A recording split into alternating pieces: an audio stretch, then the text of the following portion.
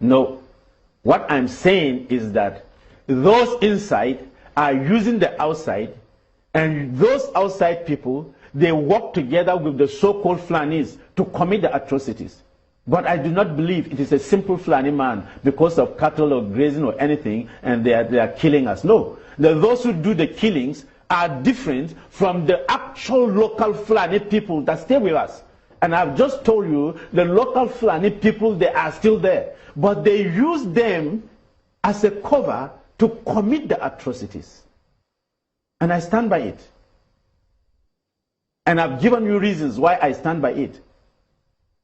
Because when you see the so-called Fulani man, they say he is having an AK-47 with cattle and all whatnot. I've told you the price of an AK-47, and I stand to be corrected. But I'm almost certain it may not be less than 300, but on the average about 400,000. Hold on. Malcolm? Yeah, just wondering, do you think that this is isolated? Recall that before now, we had also seen cases of cattle rustling, especially in states like Zamfara, where herdsmen were killed. The local Fulani herdsmen there were killed by, these bandits who took their cattle from them. And these people coming further down south, because there have been allegations that these things seem to be spreading because of a lack of grazing lands in certain parts of West Africa. And so you also have these, these foreign herdsmen coming in with their cattle. In some instances, some of them have been displaced, and so they also steal the cattle from the local people and killing people. Do you think that we can actually exclude that theory as well? Well, what you have just said is only confirming what I said earlier, that those who are doing the killings are not the local Fulani herdsmen that we know. You see, because if they were the ones, they wouldn't be doing that. So if people are coming from outside for cattle rustling and all whatnot, it also only confirms that, look, these people are not the local people who have lived for decades. For example, myself, for over 60 years. So that theory of saying there is a grand design using the local Fulani men as cover-up is true. You see what you have said? Because if you look at it, if those who are coming to steal the cattle, are they Fulanis? That they come to steal Fulani cattle? Myself, I had over 100, they were stolen. Do you get it?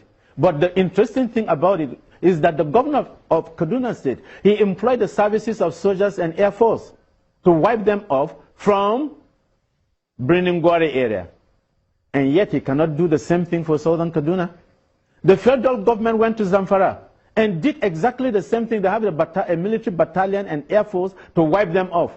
And the same federal government cannot do that for southern Kaduna? Have we heard, except yesterday or so, the president, under a situation like this, will not make a comment? I never heard a comment from Obasanjo. I did not hear a comment from Jonathan. I did not hear a comment from Babangida. I did not hear a comment from Gawan. I never heard a comment from the vice president, Osinbajo, to condemn those things.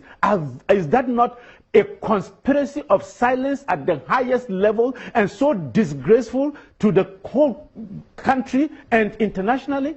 If we go to Sierra Leone, to Liberia, and all other countries of the world to keep peace, if we can send messages of condolences to people within minutes, then they say what has been happening in southern Kaduna does not deserve the visit of the president himself.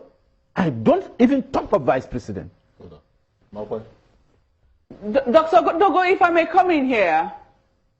The reason I ask this question is because, there have also been allegations. You have alleged that this is a jihad. You've named all the leaders whom you haven't heard from. We've heard the Sultan condemn the killings in southern Kaduna, and we've now seen, these measures being taken to try to stop the killings. Now, if you also agree that there could be another dimension where foreign herdsmen or foreign bandits, as the case might be, might also be involved in this, why do you think that this is a jihad? If I may ask you, do you think Boko Haram is simply indigenous? If it is not, why do you think that this one would be?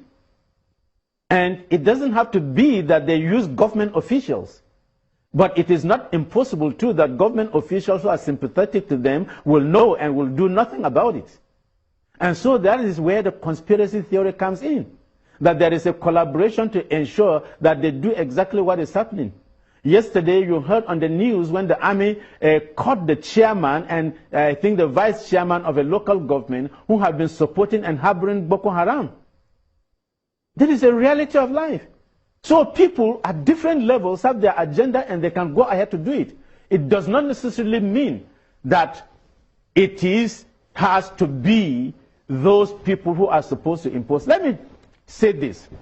On the 24th of December, several trucks of soldiers and police passed my hometown to Kafanchan. We saw them. Several. In fact, by my count, before I left where I was, more than 15. The same 24th, with 24-hour curfew, our people were being slaughtered as goats. Where were those military and policemen? We want to know where they were. Not only like that, to worsen the situation, when these people were killed, they were carried to the General Hospital, Kafanchan. The General Hospital was locked. Wouldn't I say now that there is a conspiracy to have maximum casualty? When there is curfew, hospitals are not locked. Hospitals are left open to attend to emergencies and others. In fact, military, armed forces are not. The question, somebody said that they talked to the police or the soldiers and said they have not been given instructions. What is the primary function of a policeman? To protect life and property. And therefore, you do not need an instruction to stop crime. As a policeman, you should arrest and stop crime at any point in time, whether or not you are given instructions. In fact, anybody that says he should be given instructions before he stops any crime, even you as a civilian, then you are not fit to exist. Because all of us have the responsibility and the duty to stop any form of crime, wherever we find ourselves.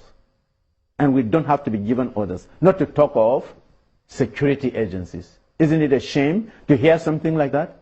I said I did not hear it, but I was told. And it was alleged that they were there, and the killings were there. Now, you ask this pertinent question.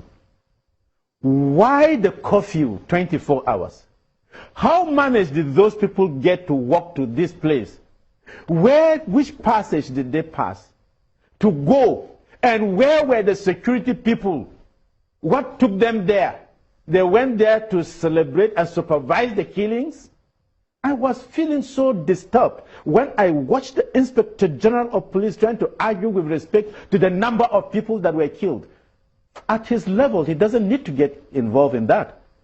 Even if it is one person, like Jonathan said, that his political ambition is not worth the life of one single person. Even if it is one person, he doesn't need to argue about that. Because we are pained, we are grieving, we are mourning.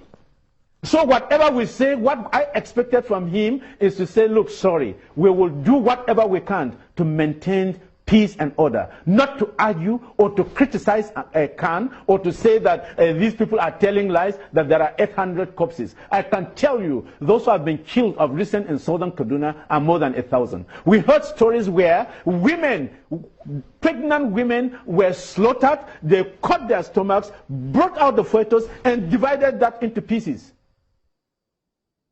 No Fulani man will do that, just like that. An ordinary Fulani man. Dr. Dogo. It is painful. It is hurtful. And many of us have been in tears during this Christmas because of what has been happening. You say you're happy that the president said he has given a directive for quick action. I will be happier if this directive is implemented this January. But even more glad if the president should take steps to visit southern Kaduna and see with his own naked eyes. You see, at times I sit down to say, I thank God for media houses like yours who have taken steps to record some of these things. But there is still more to do. Great media houses all over the country and internationally need to go to southern Kaduna and have accurate, documentation of this.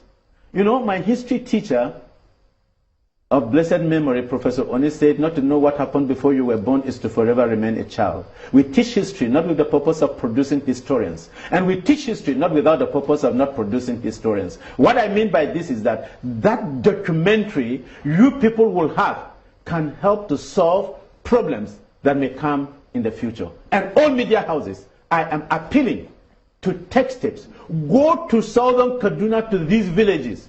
We are talking of 800. You know, 800 is what you kill. What are those who were born inside their houses beyond recognition?